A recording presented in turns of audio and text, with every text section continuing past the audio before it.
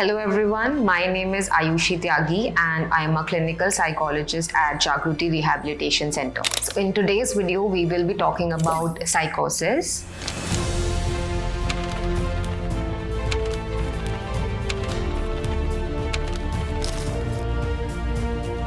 So psychosis is a mental health condition characterized by loss of touch with reality.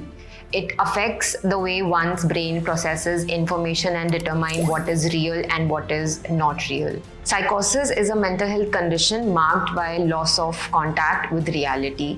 ये एक ऐसी मानसिक बीमारी है जिसमें इंसान क्या सच है और क्या झूठ है इसमें कोई डिफरेंस नहीं कर पाता है. It affects the way one's brain processes information and जैसा कि हमने बात किया था कि जिनके भी साथ ये मेंटल हेल्थ कंडीशन हो रहा है उनकी ज़िंदगी में क्या सच है और क्या झूठ इसमें वो डिफरेंस नहीं कर पाते हैं. साइकोसिस हमारे सोचने की शक्ति पे, हमारी फीलिंग्स पर, हमारा परसेप्शन यानी हमारी दुनिया को देखने का नज़रिया और हमारे बिहेवियर पर काफ़ी असर डालता है. Now let's understand about the symptoms of साइकोसिस.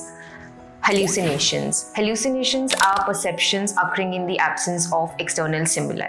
Hallucinations में हमको ऐसी आवाज़ें आ सकती हैं, ऐसी चीज़ें दिखाई दे सकती हैं, ऐसी स्मेल आ सकती है जो शायद हमारे आसपास के लोगों को नहीं महसूस हो रही है.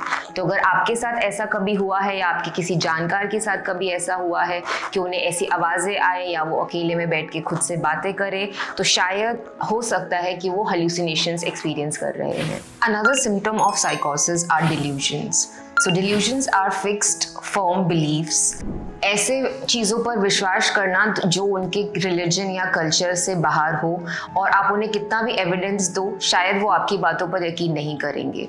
तो अगर हम कोई ऐसे इंसान से मिल रहे हैं या किसी ऐसे इंसान को जानते हैं जो कुछ इस तरीके की बातें करते हैं कि लोग मेरा पीछा कर रहे हैं, लोग मुझे मारने की कोशिश कर रहे हैं जिसमें शायद कोई ट्रूथ ना हो, तो हो सकता है कि वो डिल्यूजन के साथ स्ट्रगल कर रहे हो. Disorganized speech is another symptom of psychosis where the person experiences difficulties in their thoughts and speech.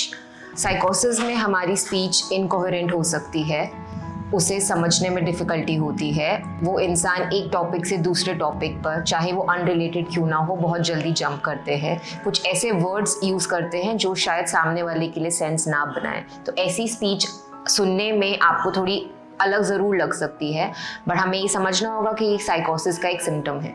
Disorganised behaviour भी साइकोसिस का एक सिम्टम हो सकता है which is commonly manifested as aggression and bizarre behaviour.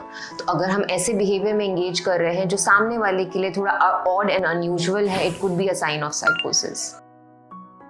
The person experiencing psychosis majorly has no insight. इसका मतलब ये है कि जिनके साथ ये सिम्टम्स हो रहे होते हैं शायद वो उनको समझ नहीं पाते हैं, लेकिन कुछ वार्निंग साइंस हैं जिनको अगर हम देख लें तो शायद ट्रीटमेंट पॉसिबल है, जैसे कि शक वहम की बातें करना, सस्पिशियसनेस एंड पैरानोया, अपना ध्यान ना रखना, there is decline in their personal hygiene and self care, नहाना नहीं होता है, कपड़े नहीं बदलते हैं, बहुत ज़्यादा गुस्सा करना, so aggression, irritability, changes in sleep, बहुत कम सोना या बहुत ज़्यादा सोना, reduced emotional expression, loss of interest and pleasure in life, and social withdrawal are some of the warning signs to look out for. So if you or any of your loved one is struggling with a mental health condition, seek help. So take the first step and contact Jagruti Rehabilitation Center.